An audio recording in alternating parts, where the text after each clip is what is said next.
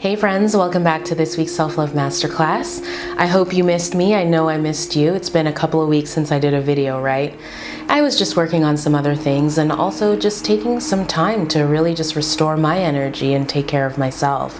You know, I don't just come out here to share these videos and to ask you to do this work, but I practice what I preach. I really do. So it feels good to be back, and it feels good to feel so well rested. Today we're going to be talking about the ego. I get questions all the time about ego and how to know when you or someone you're around is in the ego. The first thing that jumps out for me when I'm in my ego, or even when I'm working with clients, is the mood. When we're feeling really irritable, when we're feeling really frustrated, angry, that's a pretty good indication that we're in our ego. And I don't want to demonize those emotions, right? They all serve a purpose and have a place.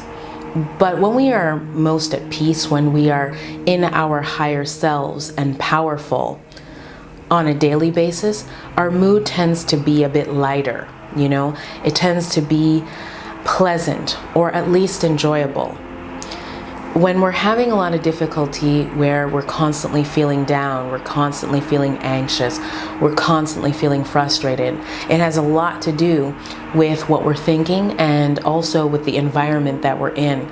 It can also have a lot to do with the choices that we're making or the choices that we're not making. So for example, if you're doing a job that you hate, you're more likely going to be in your ego, right? Because you're constantly thinking about how you don't like this job and how you wish you could get out and how you don't want to be here or how you can't stand the people in the environment. If you're wanting to go to school but you're not in school, you're constantly thinking about why you should be in school or why it's not good that you're not in school or that sort of thing, you know?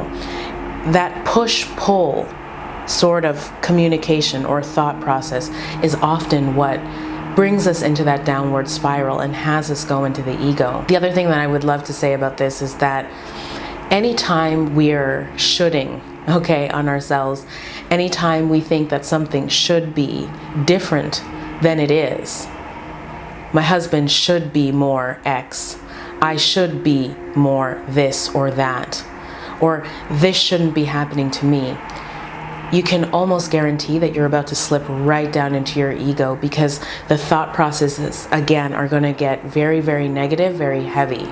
They're not accepting of the present situation, and there's absolutely no power. The next sign that you're in your ego is your body. Your body's going to tell you. For example, if you're feeling completely drained and tired all of the time, chances are you're going to be in your ego, because your body is fighting for survival. When your body is just trying to make it through the day, you don't have a lot of room to have higher thought processes or to be very conscious. You're going to be in your animal body. So that is something that you want to be paying attention to. The other thing is, your body's going to let you if something's off. So if you're having lots of headaches or stomach pains, digestion issues, pains that you can't seem to get a diagnosis for, chances are there's a lot of ego happening. Now, it's not just about the thought processes. When we're manifesting physical ailments now, we're getting into much bigger things, much deeper self-love issues. It can be things from the past that have not been resolved. It can be inner child issues. It can be things related to self-esteem or low self-confidence and low self-worth. And those are things that definitely need to be looked at a deeper level. But if your body isn't feeling balanced, if you're not feeling well, then it's a good chance that there is a part of your ego that needs to be looked at so that you can find that place of homeostasis and feel better overall. Here's a huge sign that you're in your ego. You're making excuses. You're procrastinating like crazy. So there are things that you say that you want to do and you're just not doing them. There are promises that you keep making to people and you keep breaking them. And even more importantly, from a self-love perspective, you keep breaking your promises to yourself. When we love ourselves, when we're in our higher selves, when we are really being conscious and aware, we're very cognizant of the word that we give to ourselves and to other people. And we don't BS ourselves. We're really honest about what we can do, what we can't do. And we also take responsibility. Anytime we start to get to this place where it's like, well, I just didn't have time, or I just couldn't do it, or there was nothing else I could do, or I just don't know how to do it, all these things that really make us sound like we're not very powerful, that's a good indication that we're in our ego. And you can even see that as we start to make more and more excuses, that it starts to create issues in our relationships, our interpersonal relationships with other people. And that can be in the workplace or business.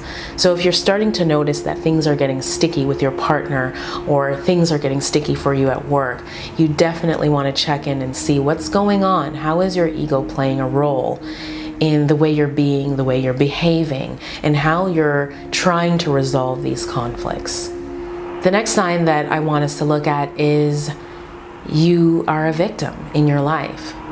This is perhaps one of the biggest signs. Anytime I'm working with a client and we do a consultation and they start off by telling me all the horrible things that someone has done to them. My mother never loved me. I was, abused. These things happened to me. I never got this in childhood, or my boss is such a jerk and people are always after me. There's something wrong with me. There's something wrong with my life. That's an indication right away that they don't see themselves as powerful. They don't see themselves as a creator of their reality. They don't see that things are happening to serve them. They think that things are happening to hurt them. And that victim mentality is the ego. I don't really know how else to put it. We're powerful beings and we are the creators of our reality. And when I say that, I want to be clear. I'm not saying that everything that happens to you is your fault, or that you have asked for everything that happened to you. What I'm saying is that you, as a sovereign, conscious being, have the ability to spin crap, into gold. You can use the crap in your life to fertilize your life. And when we're in our higher selves, we know that. When we're in our ego, we think that there is no way out of the crap, there is no way out of the dirt. We just basically roll up into a ball and we die. And we become these zombies in life, just walking through, being cynical, being resigned, being hopeless, having little or no faith. All of that is ego. And if you're working with a really great coach, they will snap you out of that so fast, lovingly and compassionately, but they're not going to let you get away with walking around having that attitude, because it doesn't serve you. It only paralyzes you even further. So this really brings me to the last sign that I'm going to talk about in this video, and that sign is that you're just stuck in life. So let's say that there are a number of things that you want, things that you want to manifest, dreams, desires, whatever they are. If you feel like your life isn't moving forward, like you're just this buoy that's in the water bobbing around, it's a good indication that you're in your ego. You see, when we're in our ego, we tend to be paralyzed with fear. And so what we try to do is stay in our comfort zone. We try to do things in exactly the same way we did them before.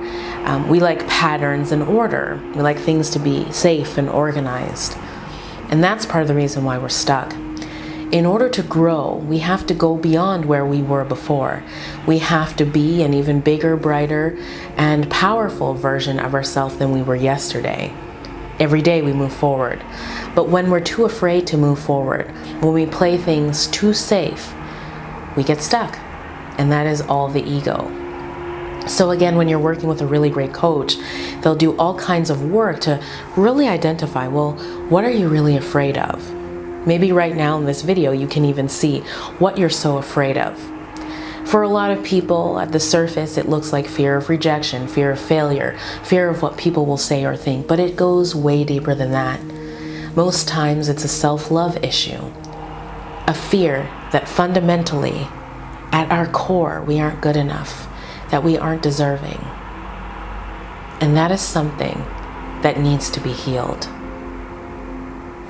So now that you are aware of the 5 signs, the homework for you, the self-love homework for you, is to sit down with yourself and ask yourself, am I exhibiting these 5 signs? Where am I exhibiting these 5 signs? And then in meditation, ask yourself, what am I so afraid of? And what is this fear, or what is this thing that I'm holding on to costing me in my life? If you want to go deeper into this self-love work, I am totally here for you. All of my links are in the description box on how you can book a session and work with me directly. But beyond that, there are also all kinds of short audios that I have on my website that you can listen to for self-study, and you can always join our tribe on Instagram. We are 13,000 strong now. I post there every day, daily affirmations and exercises that you can use along your own self-love journey. So my friends, it has been such a pleasure doing this video for you, and I can't wait to see you again in the next video.